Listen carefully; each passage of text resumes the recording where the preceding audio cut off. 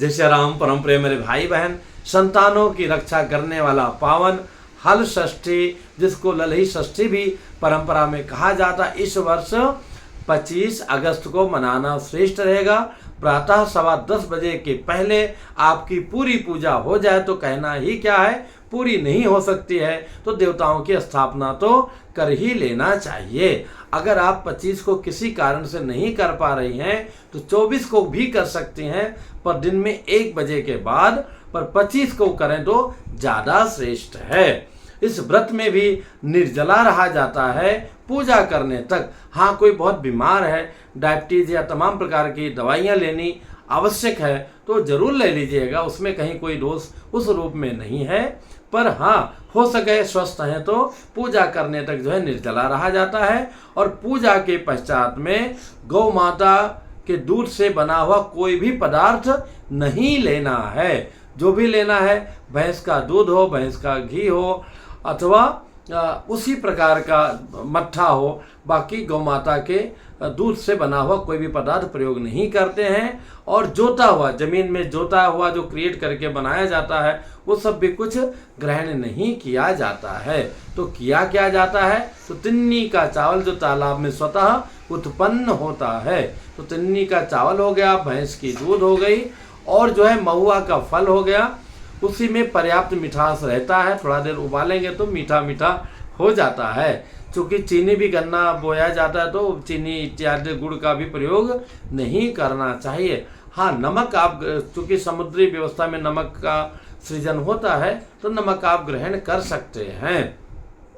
और पूजा करने के पश्चात में, पूजा इसमें षष्ठी माता की पूजा होती है। आपके यहाँ अगर षष्ठी मैया नहीं है तो लोग परंपरा में लोग दीवालों में बनाते हैं, कुशा के ऊपर उनका कलश रख करके आवाहन किया जाता है। वो सब भी कुछ नहीं कर पाते हैं तो एक पुंज रखा, एक सुपारी रखा, ओम षष्ठी देवी नमः, षष्ठी देवीम आवायाम स्थापयामि पूजामि, ऐसा करके भी उनका आप पूजन कर सकते हैं, क्योंकि आयु के अधिष्ठात्री, रक्षा करने वाली हमारी षष्ठी माता हैं। और इसके पश्चात में फिर हमें कथा श्रवण करना चाहिए। परंपरा में और भी चीज़ें हैं कि बच्चों को नया वस्त्र दिया जाता है, फिर माता का प्रसाद रूपी थापा वगैरह कई जगह परंपरा में है। पर आपके यहाँ जैसी परंपरा हो वैसे कीजिएगा। व्रत रहना और पूजा करना, संभवतः कथा श्रवण करना अनिवार्य है, ये विशेष रूप से ध्यान देकर के हमें करना चाहिए। तो इसकी कथा कहाँ से आती है, द्वापरपुरी में ही कथा आती है। एक ग्वालिन होती है और वो उसके पेट में शिशु होता है, यानी कि वो गर्भवती होती है। वो सोचती है कि जल्दी से जो है मैं अपना ये दूध दही इत्यादि बेच दूं, कहीं अगर बच्चा हो गया तो हमको सूतक लग जाएगा और फिर मैं बेच नहीं पाऊंगी, ये मेरा गौरव जो है बेकार जाएगा। और आय का स्रोत लगभग वही होता था उस समय।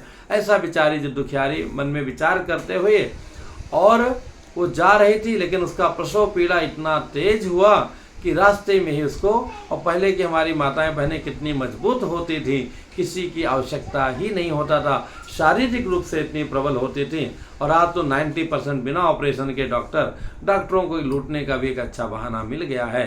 तो समय है, क्या कहा जाए।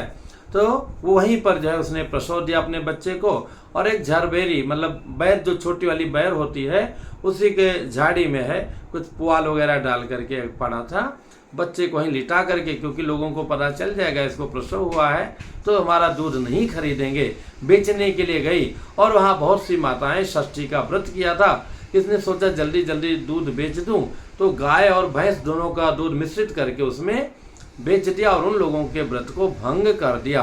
पर उन लोगों का कोई दोष नहीं था, इसलिए उन व्रती लोगों का, बहनों का कोई अनिष्ट नहीं हुआ।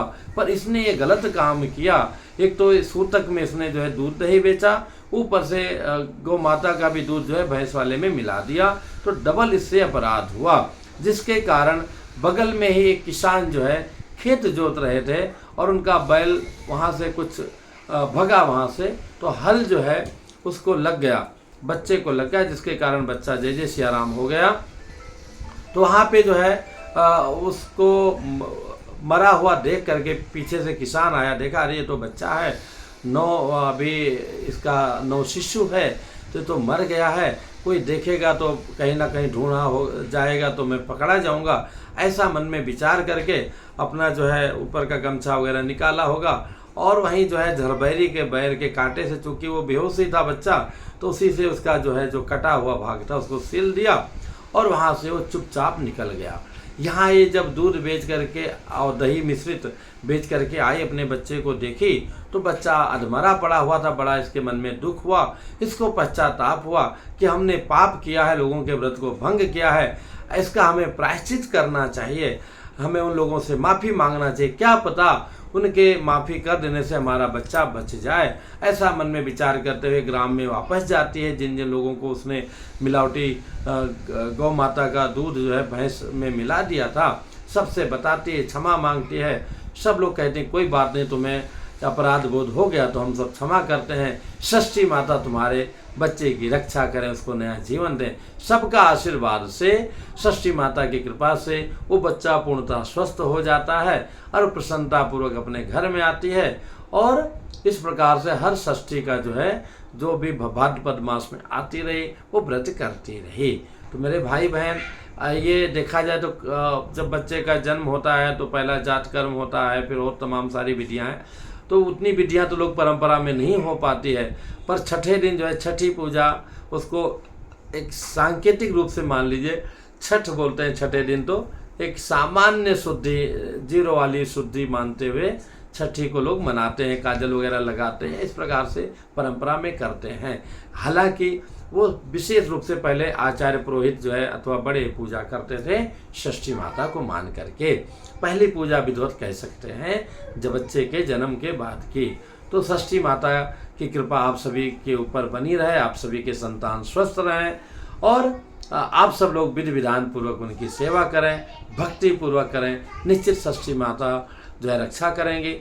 आलस न करें। जिस भी परंपरा में आप करती आ रहे हैं, आपके सास से, आपने परिवार से देखा है, सुना है, समझा है, उस परंपरा अनुसार भी कर सकती हैं। नहीं तो सुपाड़ी परियम षष्ठी देव्य नमः, षष्ठी देवीम आवाहयामि स्थापयामि पूजामि किया था। तो फिर उनका बाद में, पूजन के बाद में इन मंत्रों को सुनते हुए विसर्जन कर दीजिएगा। यान्तु देवगणा सर्वे पूजा मादाय मामकम इष्ट काम सिद्ध्यर्थम पुनरागमनाय च। 2-4 दाना चावल छोड़ दीजिएगा, वही तिन्नी का चावल, वही चावल चढ़ाया जाता है उस दिन पूजा में। जय श्री राम।